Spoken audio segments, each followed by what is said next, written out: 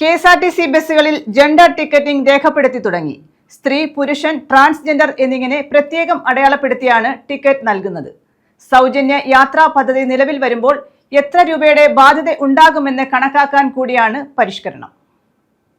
Stage അടിച്ചിട്ട് മെയിലാണോ female ആണോ എന്നുള്ള സെലക്ഷൻ കൊടുത്തിട്ട് മാത്രമേ ടിക്കറ്റ് എടുത്തുള്ളൂ. ആ ഒരു ഡിഫറൻസേ ഉള്ളൂ. അല്പം ടൈം കൺസ്യൂം ചെയ്യും. നേരത്തേക്കാൾ അല്പം ടൈം എടുക്കുന്നുണ്ട്.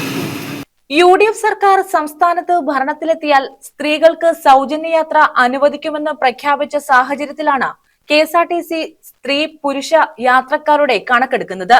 ഇലക്ട്രോണിക് ടിക്കറ്റിംഗ് മെഷീനുകൾ വഴി ടിക്കറ്റ് നൽകുമ്പോൾ ചെയ്യേണ്ട ഈ മാറ്റങ്ങൾ ETM സോഫ്റ്റ്വെയറിൽ വരുത്തിയിട്ടുണ്ട്.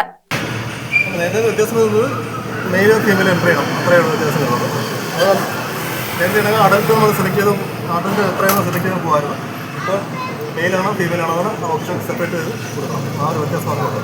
അപ്പോൾ ടൈം എടുക്കും. നേരത്തേക്കാൾ ബുദ്ധിമുട്ട് തിരക്കുള്ള സമയത്ത് ചിലപ്പോൾ ബുദ്ധിമുട്ട് വന്നാവും. അല്ലാതെ പ്രശ്നമില്ല.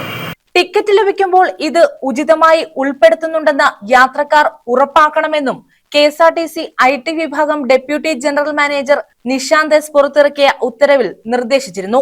എല്ലാ ഡിപ്പോകളിലും ഈ നിർദ്ദേശം കർശനമായി പാലിക്കുന്നുണ്ടെന്ന് ഉറപ്പുവരുത്താൻ യൂണിറ്റ് ഓഫീസർമാർക്ക് ആസ്ഥാനത്ത് നിന്നും നിർദ്ദേശം നൽകിയിട്ടുണ്ട്. സൗജന്യ യാത്രാ പദ്ധതി നിലവിൽ വരുമ്പോൾ എത്ര രൂപയുടെ ബാധ്യത ഉണ്ടാകുമെന്ന് കണക്കാക്കാൻ കൂടിയാണ് പരിഷ്കാരം. News bureau, Chavara.